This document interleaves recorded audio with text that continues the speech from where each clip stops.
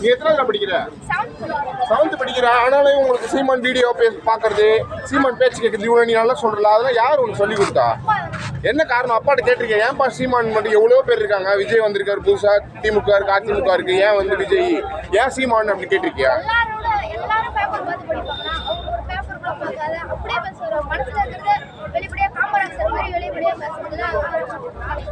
காமராஜர் அவர்கள் எல்லாம் யாரும் உனக்கு சொல்லி கொடுத்தது? இந்த 7 படிக்கும் அடிக்கடி சீமானோட பேச்சு வருவியா? இந்த சேரெல்லாம் எடுத்து வைக்கிறாங்கல்ல, அதெல்லாம் நீ எடுத்து வச்சிருக்கியா? ஏன் யார் உனக்கு சொல்லி கொடுத்த சேரெல்லாம் எடுத்து வைக்கணும், இதெல்லாம் எல்லாம் நீட்டா இருக்கணும் அப்படின்றது யார் சொல்லி கொடுத்தா? அப்பா தான் சொல்லி கொடுத்தாங்க. ஏன்னா தாவேகா கூட்டம்லாம் பார்த்தோன்னா வந்து ஃபுல்லாக சேரெல்லாம் உடச்சி,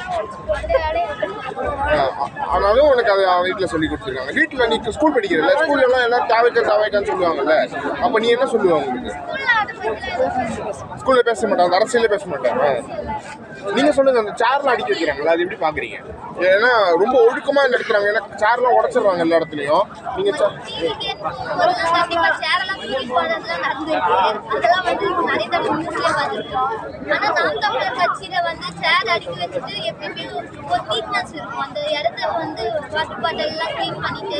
அதுக்கப்புறமா தான் போவாங்க. அதே மாதிரி அந்த இடம் எல்லாம் கரெக்டா எப்படி ஃபர்ஸ்ட் கொடுத்தாங்களோ அந்த இடத்துல அதே மாதிரி சீமான் பேசுறப்போ நடுவுல வந்து யாரும் அந்த டிஸ்டர்பன்ஸ் இருக்காது.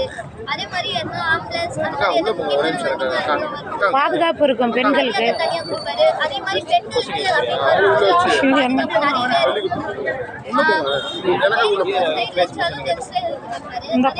இதை எடுத்து கொடுப்பாரு. போயிட்டப்ப நிறைய பேர் 43 பேர் இருந்தாங்க. ஆனா நாம் தமிழர் கட்சிக்கு அப்படின்னு வரும்போது பாத்தீங்கன்னா யாருக்கும் எந்த பாதிப்பும் இல்லாம பாதுகாப்பா பாத்துக்காங்க. அதே மாதிரி